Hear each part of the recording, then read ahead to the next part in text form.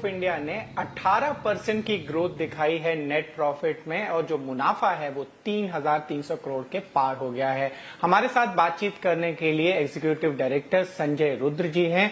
रुद्र जी, आपका सबसे पहले तो ईटी नाउ स्वदेश में स्वागत है। मेरा पहला सवाल ये रहेगा, क्या सिर्फ प्रोविजनिंग कम होने की वजह से मुनाफा बढ़ा है? क्या कारण रहा है ये जो बॉटम लाइन दिखी है?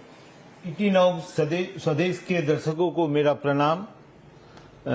शुरुआत करने के पहले मैं बैंक के जो प्रॉफिट की ग्रोथ है उसके बारे में बोलना चाहूंगा कि ये न तो केवल प्रोविजनिंग कम होने से हुई बल्कि इंटरेस्ट इनकम में जो बढ़ोतरी हुई वो काफी विदित है। आप देख पा रहे होंगे कि हमने इंटरेस्ट इनकम में अच्छा ग्रोथ दिखाया और साथ ही साथ हमारी जो नॉन इंटरेस्ट इनकम है उसमें भी अच्छा ग्रोथ हुआ। इंटरेस्ट इनकम में 27% की ग्रोथ दिखाया हमने, जो हमारे पोर्टफोलियो मिक्स के चलते अच्छी रिटर्न मिली, और नॉन इंटरेस्ट इनकम, ये दोनों के कॉम्बिनेशन से हमारे प्रॉफिटेबिलिटी में इम्प्रूवमेंट आई। दूसरी चीज जो प्रोविजनिंग की बात है उसमें डेफिनेटली कमी आई है, क्योंकि हमारा जो एनपीए का परसेंटेज है वो ग्रेजुअली कम होता जा रहा है, स्लिपेजेस की संख्या कम होती जा रही है और हमने provision coverage ratio almost 92% achieve कर लिया है। इसके लिए हमें अधिक प्रोविजन करने की जरूरत नहीं पड़ रही है। इसके चलते ओवरऑल हमारी प्रॉफिटेबल नेट प्रॉफिट में अच्छा ग्रोथ देखने को मिल रहा है। जी, एक और सवाल मैं समझना चाहूंगा। आपने जो गाइडेंस दिया है वो नेट इंटरेस्ट मार्जिन में 2.8% से 3% तक का है। अगर हम करंट नंबर्स की बात करें तो इससे बेहतर है। आखिर क्या कारण है कम गाइडेंस देने का? आपको लगता है मार्जिन्स पे दबाव रहेगा? जैसा कि हम देख रहे हैं मार्केट में, अगर पिछले साल हम देखना चालू करें तो हमें ऐसा लग रहा था कि शायद मार्च के बाद first half of the financial year 24-25 में इंटरेस्ट रेट में थोड़ी कमी होने के अंदेशा था, लेकिन ऐसा देखने को मिला कि आरबीआई अभी इस इंटरेस्ट रेट को मेंटेन करना चाहती है और जिसके चलते लिक्विडिटी इंप्रूवमेंट भी अभी देखने को बहुत ज्यादा नहीं मिल रहा है। और अगर लिक्विडिटी में काफी इंप्रूवमेंट ना हो तो हमारा कॉस्ट ऑफ डिपॉजिट जो है वो कंटिन्यू रहेगा ऑन एलिवेटेड लेवल, और जिसके चलते हमारे rate of net interest margin पे थोड़ा दबाव बना रहेगा। फिर भी हमारी कोशिश ये है कि हम मिनिमम 3% का इंटरेस्ट रेट मार्जिन मेंटेन कर पाए और उसी गाइडेंस के तहत हम आगे काम कर रहे हैं। जी रुद्र जी, आप मेरी तरफ देख के बात कर सकते हैं। मेरा जो अगला सवाल रहेगा वो रहेगा कॉस्ट ऑफ फंड्स को लेके। वहां पर भी लगातार दबाव बना हुआ है, लेकिन अगर मैं डिपॉजिट्स की बात करूं तो आपने लगभग ठीक ठाक डबल डिजिट की ग्रोथ इस बार कर ली है। अगले साल का गाइडेंस भी लगभग इसके आसपास है। 9%, 9.3% की अभी ग्रोथ है और 9 से 10% आप टारगेट कर रहे हैं अगले साल। आपकी क्या स्ट्रैटेजी है? यहाँ पे कोई रिप्राइसिंग बाकी है? किस तरीके से ग्राहकों को आप खींच रहे हैं? क्या वो सिर्फ अगर हम बात करें डिजिटल चैनल से आ रहे हैं या फिर चौतरफा आप डिपॉजिट को बढ़ाने की कोशिश कर रहे हैं? रिप्राइसिंग बाकी, यहाँ पर किस तरीके की ग्रोथ दिखेगी आप बता सकते हैं अगर हमारे दर्शकों को? अंकुर जी, जैसा कि आपको मालूम है कि रेट ऑफ इंटरेस्ट मार्केट बड़ा कॉम्पिटिटिव हो गया है, स्पेशली डिपॉजिट साइड में। यहाँ पर हम केवल डिपॉजिट अगर नॉर्मल वे में डिपॉजिट रेज करते जाएं, बल्क डिपॉजिट अगर रेज करें तो it will be costlier for the bank.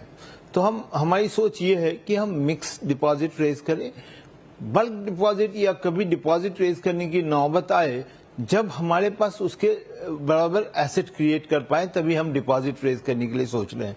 In fact हमारे पास ऑलरेडी 70,000 करोड़ की excess surplus SLR already available है, जिसके चलते हमारी लिक्विडिटी पोजीशन बहुत अच्छी है। फ्यूचर में अगर मुझे कभी लिक्विडिटी की जरूरत पड़ती है तो मैं अपने एसएलआर सिक्योरिटीज के थ्रू भी रेज कर सकता हूं और लिक्विडेट करके भी फंड रेज कर सकता हूं।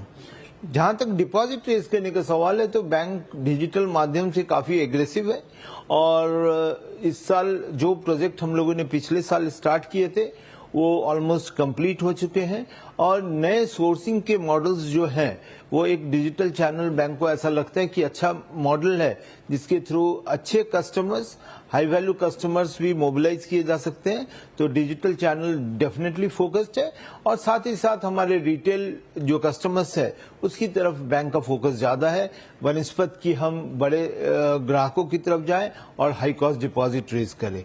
तो हम सोचते हैं कि हम डिपॉजिट रेट जो है अच्छा मेंटेन कर पाएंगे and cost of deposit also maintain कर पाएंगे करंट ईयर में। मतलब आगे जो रेट है वो बढ़ने की संभावना है या नहीं? रेट बढ़ने की संभावना बहुत ज्यादा नहीं दिख रही है, क्योंकि अगर आप देखेंगे तो 3-3.5 लाख करोड़ की डेफिसिट चल रही थी जो जनवरी में की स्थिति थी, अभी वो घट के 1 लाख करोड़ आ गई है। तो हम ये एक्सपेक्ट कर रहे हैं कि पोस्ट इलेक्शन गवर्नमेंट एक्सपेंडिचर में बढ़ावा आएगा, लिक्विडिटी मार्केट में लिक्विडिटी इंप्रूव होगी, डिपॉजिट के फ्लो बढ़ेंगे और डिपॉजिट कॉस्ट मार्जिनली कम होने का आसार है। इसी को लेके कॉस्ट टू इनकम रेशियो की बात करें, वहां पर भी थोड़ा दबाव दिखा है इस क्वार्टर। क्या ये सिर्फ वेज रिवीजन की वजह से था या फिर आपने डिजिटल एक्सपेंडिचर ज्यादा किया है? आखिर इसका कारण क्या है elevated cost to income ratio का, और आगे जाकर आपका क्या गाइडेंस रहेगा?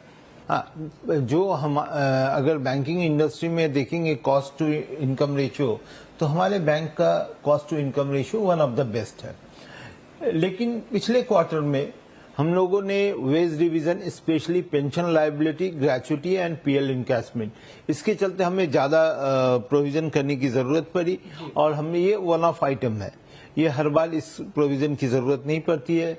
तो इसके चलते हमने ऑलमोस्ट 1300 करोड़ रुपए का प्रोविजन उसके चलते किया, जिसके चलते हमारा कॉस्ट टू इनकम बढ़ गया।